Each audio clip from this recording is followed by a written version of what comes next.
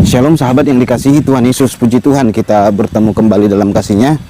Viralnya mengenai makam Rasul Petrus tersebut sahabat, ada seorang konten kreator menunjukkan katanya itu adalah makam Rasul Petrus, tetapi kok tulisan Arab.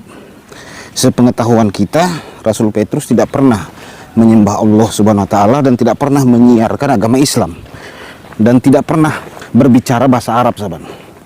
Tetapi kuburannya ditemukan bertulisan Arab sahabat ya.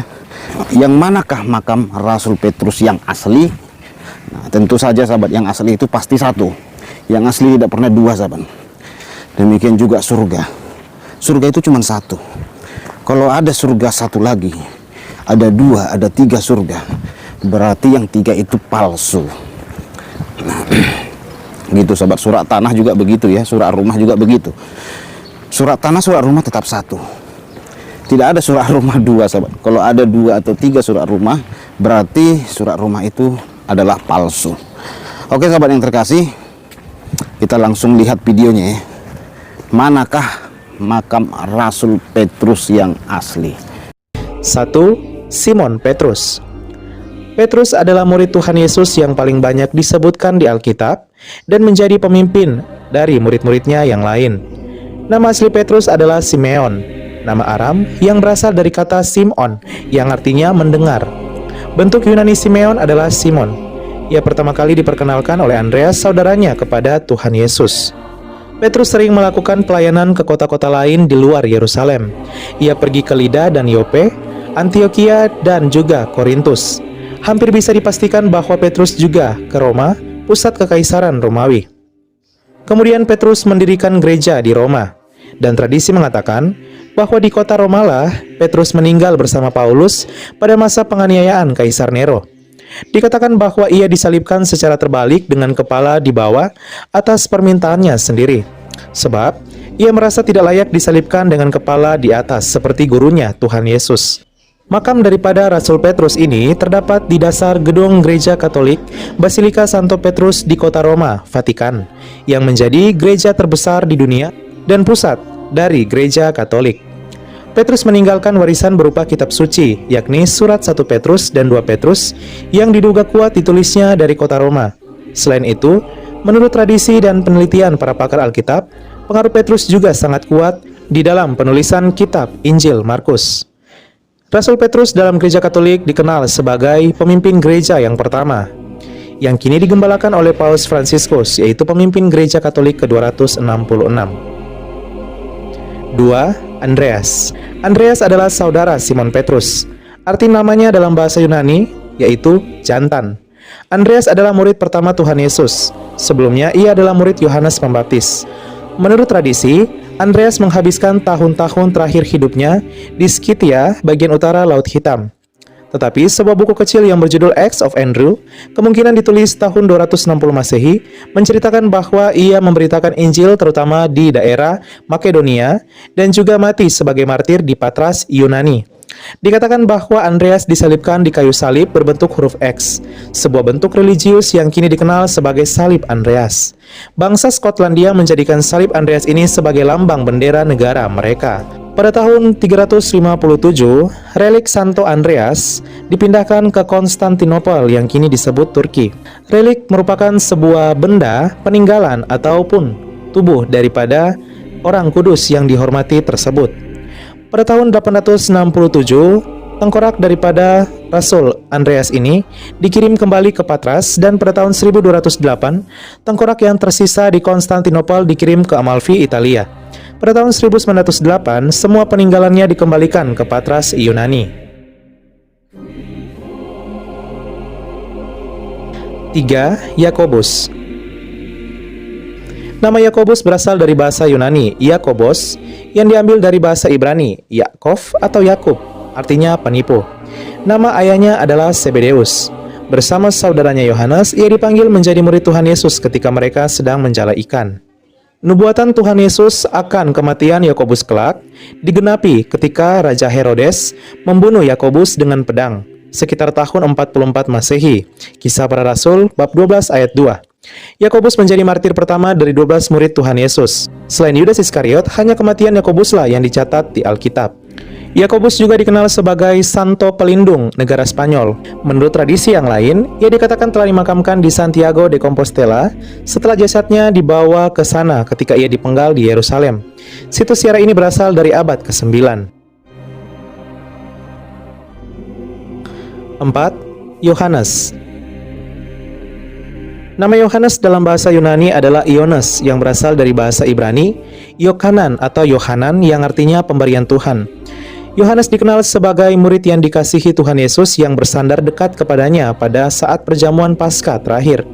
Yohanes juga merupakan saudara Yakobus dan mungkin lebih muda daripada Yakobus, sebab di kitab-kitab Injil namanya selalu disebut sesudah Yakobus, kecuali beberapa bagian di dalam Injil Lukas dan kitab Kisah Para Rasul. Tampaknya Yohanes ini sebelumnya adalah murid Yohanes Pembaptis, sebagaimana halnya dengan Andreas. Menurut Polikrates, Yohanes meninggal di Efesus. Yohanes adalah murid Tuhan Yesus yang paling lama hidupnya di antara murid-murid yang lain. Mungkin inilah arti tersirat dari Yohanes, bab 21 ayat 23. Yohanes adalah penulis Injil Yohanes. Dia juga menulis 3 kitab, yakni 1 Yohanes, 2 Yohanes, 3 Yohanes, serta kitab Wahyu. Dengan demikian, Yohanes adalah murid Tuhan Yesus yang paling banyak menulis kitab suci dan dikenal sebagai rasul kasih yang banyak menulis tentang kasih. Ia membuktikan bahwa wataknya yang keras itu telah diubahkan oleh Tuhan Yesus. Dilansir dari situs ChristianityExchange.com, jenazah dari Rasul Yohanes ini belum ditemukan.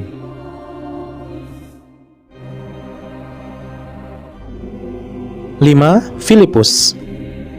Nama Filipus berasal dari bahasa Yunani, Philippos yang artinya pecinta kuda. Injil Yohaneslah satu-satunya sumber yang memberikan informasi yang cukup rinci mengenai Filipus. Tradisi menyebutkan bahwa Filipus mati sebagai martir di Hierapolis dengan cara kepalanya dipenggal. Namun hal ini belum bisa dipastikan. Pada tanggal 3 Agustus 2011, Direktur Italia National Research Council Francesco De Andria mengatakan penemuan makam tua di kawasan Bukit Syuhada, Turki diawali dengan penelitian geofisika secara intensif di kawasan Hierapolis, salah satu peradaban kuno yang kini berganti nama menjadi Pumakale. Dilansir dari situs yang lain, sejumlah ilmuwan dan arkeolog dari Italia baru-baru ini menemukan sisa makam kuno yang diklaim milik salah satu pengikut Yesus, yaitu Santo Filipus. Makam yang terletak di barat daya Turki tersebut sebenarnya sudah digali dan diteliti sejak 10 tahun yang lalu.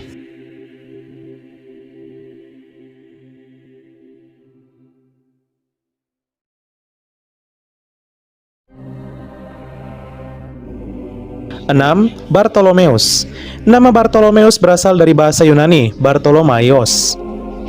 Nama ini berasal dari 2 kata Aram, yaitu Bar dan Tolmai atau Talmai. Dalam bahasa Aram, Bar artinya adalah anak lelaki.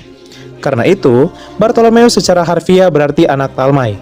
Sejarawan gereja yang terkemuka mengatakan bahwa Bartolomeus atau Nathanael melayani India dan meninggalkan sebuah kopi Injil Matius di sana.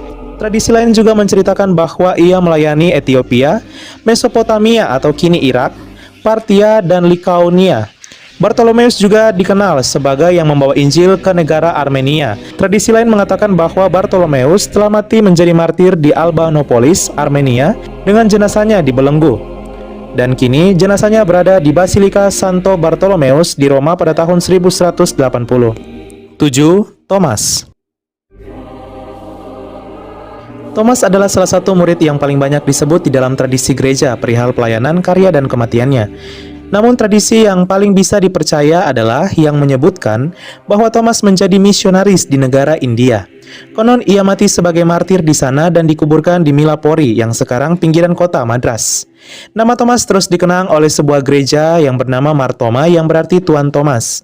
Ada banyak buku yang diklaim ditulis oleh Rasul Thomas, yang paling terkenal adalah Injil Thomas. Namun, semua buku tersebut ternyata adalah palsu sehingga tidak dimasukkan dalam Alkitab. Sumber lain menyebutkan bahwa ada sejumlah tempat yang terkait dengan kemartiran dan penguburan Rasul Thomas. Tetapi yang paling umum diterima yaitu saat Thomas menjadi martir di Gunung Thomas di India dan pemakamannya berada di dekat tempat Basilika San Tom. Basilika ini adalah sebuah gereja Katolik yang dibangun di India untuk menghormati Rasul Thomas. Tidak jelas kapan tepatnya situs itu dikaitkan dengannya, tetapi tampaknya paling lambat adalah tahun 1523. 8. Matius, yang dalam bahasa Ibrani yaitu Matityahu, disingkat Matai yang artinya pemberian Tuhan. Ia adalah seorang pemungut cukai yang kemudian dipanggil Tuhan Yesus menjadi muridnya. Sumber lain mengatakan bahwa Matius dari Kapernaum ini, yang merupakan anak Alfeus, dikatakan dimakamkan di Salerno, Italia, yang kini telah dibangun sebuah katedral pada tahun 1076 untuk menghormati Rasul Matius. 9. Yakobus, anak Alfeus. Kitab-kitab Injil hanya menyebut nama Yakobus anak Alfeus dalam daftar para rasul. Injil Matius bab 10 ayat 3. Sebutan muda ditambahkan mungkin untuk membedakannya dari rasul lain, yakni Yakobus anak Zebedeus. Cerita legenda mengatakan bahwa Yakobus anak Alfeus ini mengabarkan Injil di Persia yang kini merupakan negara Iran dan disalibkan di sana, tetapi hal ini belum dapat dipastikan.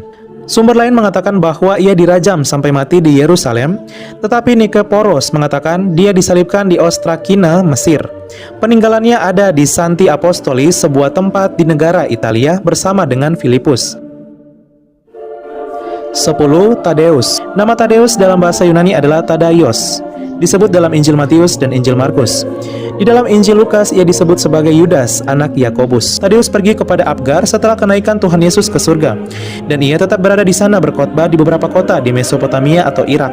Sementara tradisi lainnya menyebutkan bahwa Tadeus dibunuh oleh ahli-ahli sihir di kota Suanir di Persia, Iran, dengan menggunakan pentungan atau lemparan batu. Sumber lain mengatakan bahwa Rasul Yudas Tadeus ini peninggalannya berada di Basilika Santo Petrus di Vatikan, Roma, Italia, di kompleks yang sama dengan Rasul Petrus. 11. Simon orang Selot. Di dalam naskah bahasa Yunani Injil Matius dan Injil Markus menyebutkan seorang murid bernama Simon orang Kanani. Di dalam Alkitab bahasa Indonesia terjemahan lama nama inilah yang dipakai. Tetapi di dalam Alkitab bahasa Indonesia terjemahan yang baru yang dipakai adalah Simon orang Selot.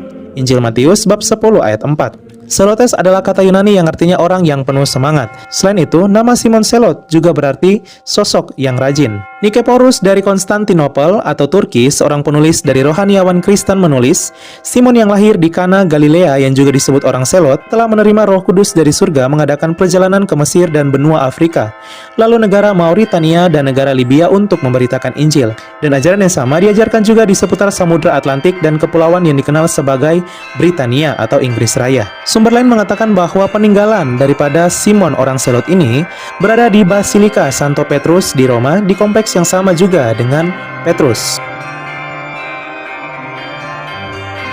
12. Yudas Iskariot. Nama Yudas dalam bahasa Yunani adalah Iudaios yang berasal dari bahasa Ibrani Yuhda atau Yehuda yang artinya bersyukur. Sedangkan kata Iskariot berasal dari bahasa Ibrani Iskriot yang secara harfiah berarti orang dari Keriot. Sumber lain mengatakan bahwa Yudas Iskariot meninggal di Akeldama dan mungkin masih di sana, tetapi tidak ada yang sangat tertarik untuk meneliti dan juga memuliakan makam daripada pengkhianat tersebut. 13. Matias, pengganti Yudas Iskariot. Setelah kematian Yudas Iskariot, Rasul Petrus mengusulkan untuk memilih pengganti pengkhianat tersebut, sehingga jumlah rasul tetap 12 orang. Lalu Petrus memberikan beberapa persyaratan tertentu yang harus dimiliki oleh rasul yang baru, yakni harus mengenal Tuhan Yesus mulai dari baptisan Yohanes sampai hari Yesus terangkat ke surga. Para rasul menemukan dua orang yang memenuhi persyaratan, yakni Yusuf yang juga dikenal sebagai Justus dan Matias. Mereka membuang undi untuk menentukan pilihan, dan pilihan jatuh kepada Matias sehingga ia ditambahkan pada bilangan para rasul. Dilansir dari sumber yang lain, orang-orang Yunani mengklaim bahwa Matias dimakamkan di Gonio, negara Georgia, tetapi umat Katolik juga telah memiliki relikwinya di Biara Santo Matius di Trier, Jerman sejak tahun 1148. Ya, sahabat Angka dan Data Channel, itulah dia kisah akhir hidup daripada 12 Rasul Yesus dan juga makam daripada mereka. Semoga kiranya apa yang menjadi pewartaan daripada 12 murid Yesus ini dapat diteruskan oleh umat Kristiani hingga sampai saat ini agar menjadi buah-buah pewartaan yang menghasilkan kabar sukacita bagi dunia. Terima kasih. Ya sahabat yang terkasih, berarti makam Rasul Petrus yang ditunjukkan oleh saudara kita umat sebelah tersebut adalah Rasul Petrus yang diserupakan atau palsu sahabat. Ya, secara Kristen ini ya, secara Kristen itu palsu karena begini sahabat ya. Rasul Petrus itu hidup di abad pertama. Nah, agama Islam itu kan hadir di abad ke-6 dan ke-7 ya. Tidak mungkinlah di abad ke-6 ke-7 Rasul Petrus masih hidup dan masih melayani. Nah, kan gitu ya.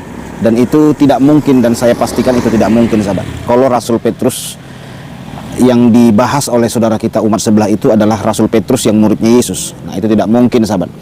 Itu jelas sekali tidak mungkin. Nah, kalau ada pun Simon Petrus di agama sebelah itu, ya mungkin di agama mereka lah itu ya. Di agama mereka ada tokoh agama mereka, kepercayaan mereka bernama Simon Petrus, ya itu urusan mereka, sahabat. Tetapi yang pasti itu bukan Kristen. Nah, kan gitu. Karena begini, sahabat yang terkasih, hal ini sering disama-samakan ya, cocokmologi namanya, cocokmologi. Nah, mereka sering mengklaim bahwa Yohanes juga ada di kepercayaan mereka, namanya Yohana. Nah, Yohana itu kata mereka Yohanes. Saya mau katakan itu beda, sahabat. Yohana, tetap beragama Islam, sementara Yohanes adalah murid Yesus Kristus. Bulus tetap Bulus di agama Islam, dan Paulus tetap Paulus. Karena banyak yang menyamakan Bulus itu kata mereka adalah Paulus. Karena di kitab mereka ada tokoh atau murid Isa Al-Masih alaihissalam bernama Bulus. Nah, itu bukan Paulus, sahabat ya. Walaupun mereka sering cocokmologi itu katanya Paulus. Nah, mungkin saudara sering ya dengar pernyataan-pernyataan atau perkataan yang berkata akal Bulus gitu ya. Itu sebenarnya olok-olokan, sahabat. Maksudnya akal Paulus. Sementara Bulus dan Paulus berbeda. Nama Paulus sebelum Paulus gitu ya, itu adalah Saulus, sahabat. Nah, Saulus baru bernama Paulus. Nah, tidak pernah Paulus beragama Islam, dan sangat miris sekali ya kalau memang Paulus itu adalah salah satu tokoh di kepercayaan mereka, tetapi mereka olok-olok, mereka hina-hina. Karena kayak mereka itu kan suka sekali supaya Israel itu binasa.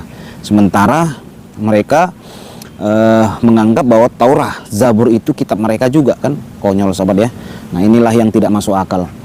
Jadi jelas sekali itu, sahabat yang terkasih, adalah Simon Petrus yang diserupakan. Kita sudah tonton videonya, dan jelas ya, makam-makam kalau di kekristenan ini jelas semua data-datanya, sahabat.